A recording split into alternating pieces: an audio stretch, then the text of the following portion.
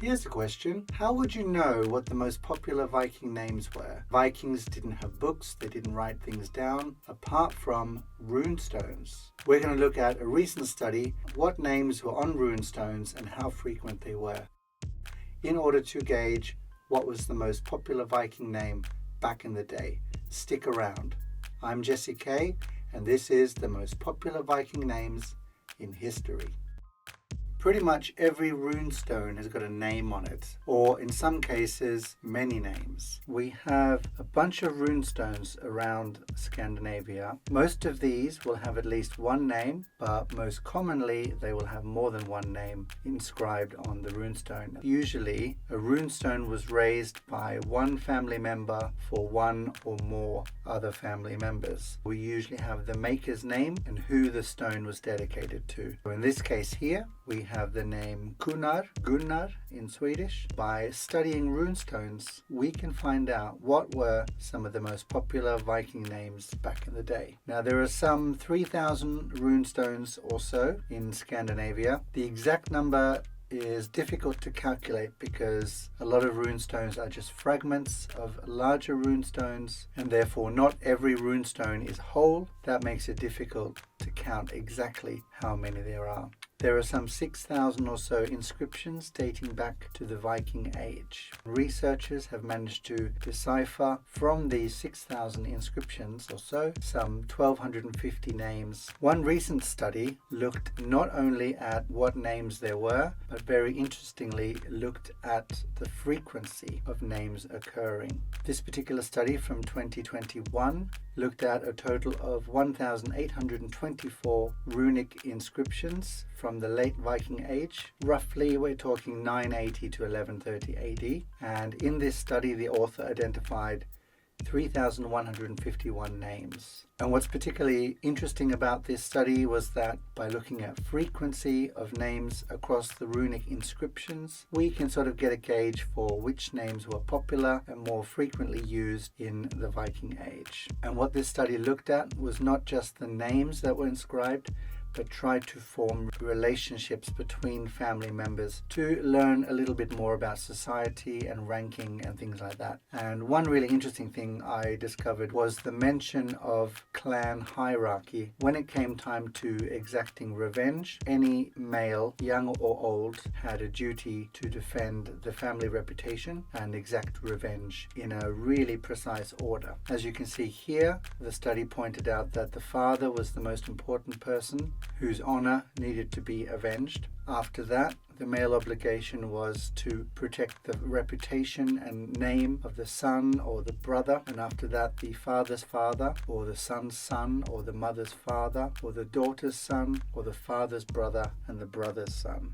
You can see here that the list goes on, but what you can tell from this is the male nature of Viking society at the time. There's nobody on this list of more than 12 relational people in one's family. None of them are women. Therefore, I'm not sure if someone killed your wife or your mother, exactly how that would work. But I thought this was quite interesting. It gives a little bit of a taste about who is raising stones for people and who is exacting revenge in what order of importance.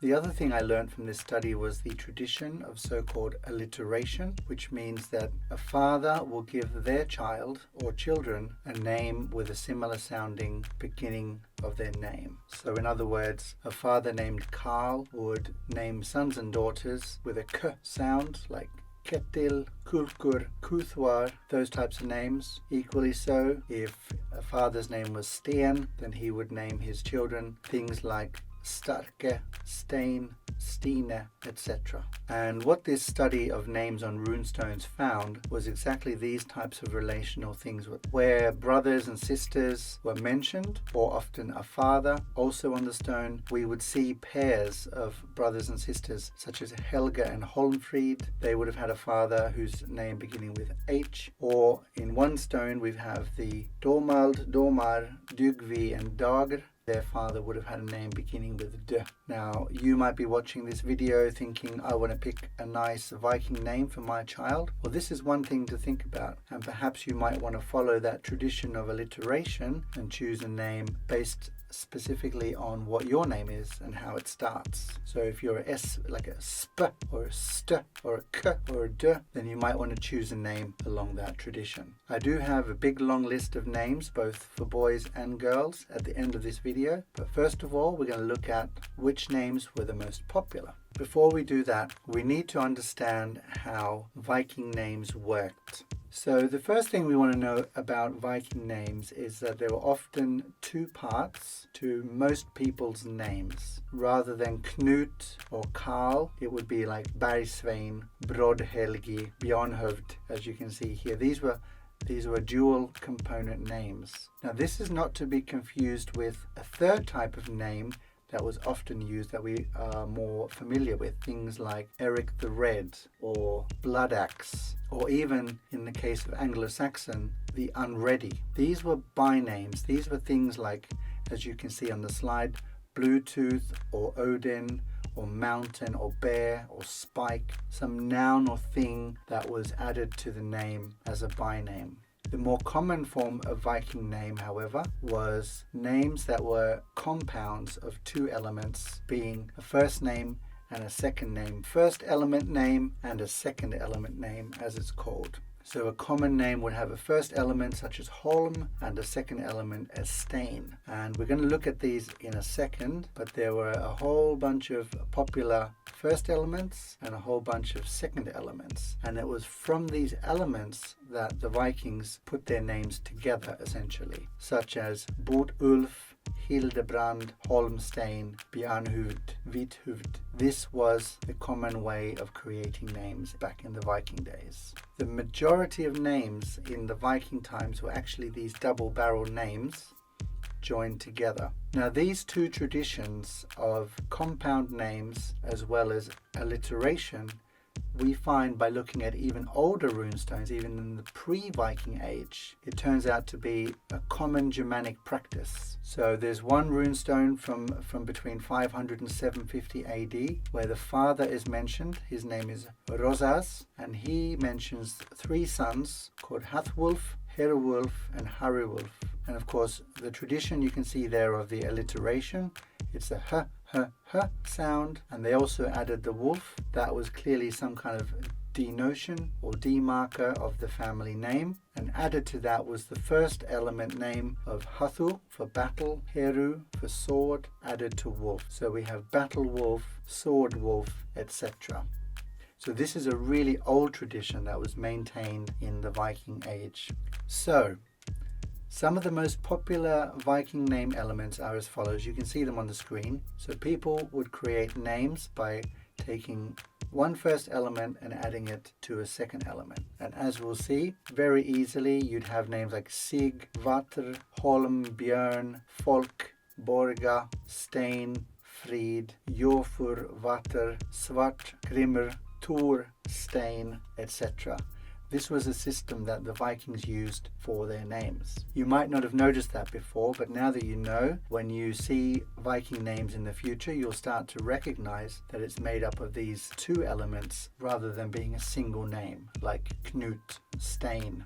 So, which of the Viking names did the study find to be the most popular, according to frequency found on the runestones? Well, now that we know that names are made up of first and second element names, the first thing to look at is the most popular first element name from this survey of 3,151 names is Tor, which that element of names made up 14% of all names found in this survey. So you have things like Tormar, Tostig, Torbjörn, Tormar, and all the other Tors. So in this way we can see that actually names related to Tor were by far the most popular type of name given. Second in line was actually Sig, which means victory, followed by Guth. Now you might know the name Guthrum. He was the man who battled King Alfred back in 878 for the Battle of Wessex and England. Well, that Viking, he was Danish and his name was Guthrum. So from these first three names we have is how we get examples like Sigmund, Sigurd, Sigvard, Guthlaug, Guthmund, Guthvast.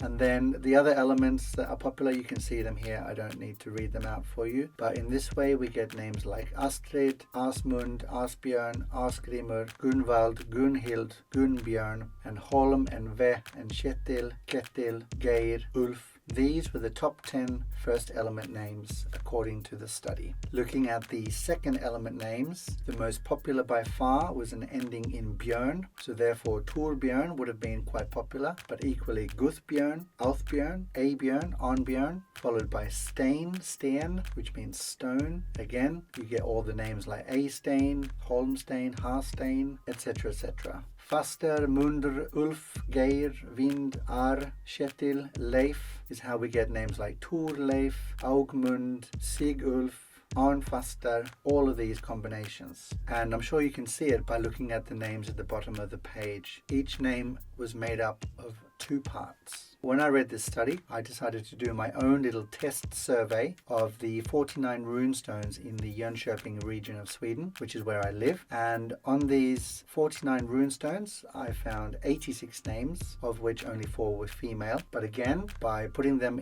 in order of frequency, it kind of matched what we have in the larger study, because even in my little survey, the Tor element, Guth and As and Sig were by far the most frequent. And for the name endings, it was Mund, Sten, and Björn. The only difference, and maybe this was a regional thing, was that there were a lot of names ending in Var and Vard, such as Ivar, Joar, Sigvard, those types of names. That one appeared on my little survey. It's not scientific necessarily, but it was interesting. But by combining the names, the most frequent full names when put together were Torsten, Torbjörn, Sibbe, Gudfast, Helge, and Sven. Now you might notice Sibbe there. Sibbe is actually a nickname for anyone beginning with a Sigvard or a Sigmund. Quite often they had the nickname Sibbe. Again, it might be a regional thing for the south of Sweden, but that came up in my little survey. There were only 4 female names, as I mentioned, and they were Helga, Gudvor, Tove, and Åsbord. And stepping back more broadly, that big survey of 3,151 names also pointed out that there were a couple of popular second element names that were common among female names. You can see them here. There's Borg, Björg, such as Ingebjörg, Vebjörg, Stenbjörg,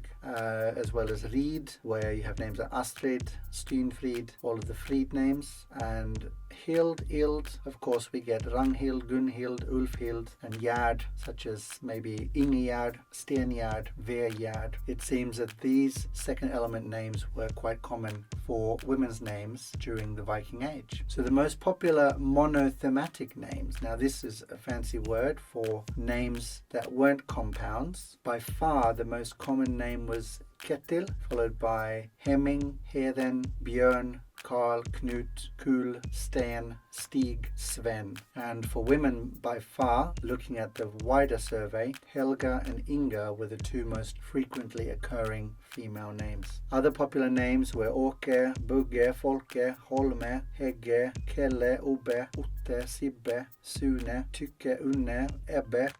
And if you've ever been to Sweden, you might know that a lot of these names are still quite popular 1,000 years later. So if you're looking for a popular female Viking name, perhaps for an avatar, maybe you're writing a book, a game character, all sorts of things, or perhaps you're looking for a female Viking name for an upcoming daughter of yours, then here is a list I've put together of some of the common Viking female names. Now I haven't in this case given the modern form in all of them, such as the Viking name Tuva has become Tuve and the name Asa has become Åsa, but you can see here we can recognize some of the names like Astrid being the very first one in the name is very popular. Even Ragnhild, Tora, Runa, Sandy, Unna, Ingethora, Holmfrid, Helga, Freya, all of these are still popular names today. Obviously for the boys there's going to be a lot more names to choose from, and here I did manage to put together some of the modern forms. So Viking Rufra or Rulf would be now Rolf, and Sagsa would be Saxe, and Agut today would be called August, still a common name. We have other names like Hake, Egil, Håkan, Holme, Jeg, Gudvard, Germund, Gunkel, Gunnar, Gunne, Martin, Sigmund, Sigvard, Starke, Sten, Sven, Björn, Torbjörn. All of these names are still popular today in modern Sweden and wider Scandinavia. And feel free to take a screenshot of this if you want to keep the list. So these were all popular Viking names, and they remain popular boys' names even today. My name's Jesse Kay, and if you want to find out more about the Viking Age, its history, its culture, its art, then make sure you subscribe. And if you want to find out more, I've got a new book called Thor's Day, which untangles the real history, art and language of both Viking Scandinavia and Anglo-Saxon Britain. See you in the next video.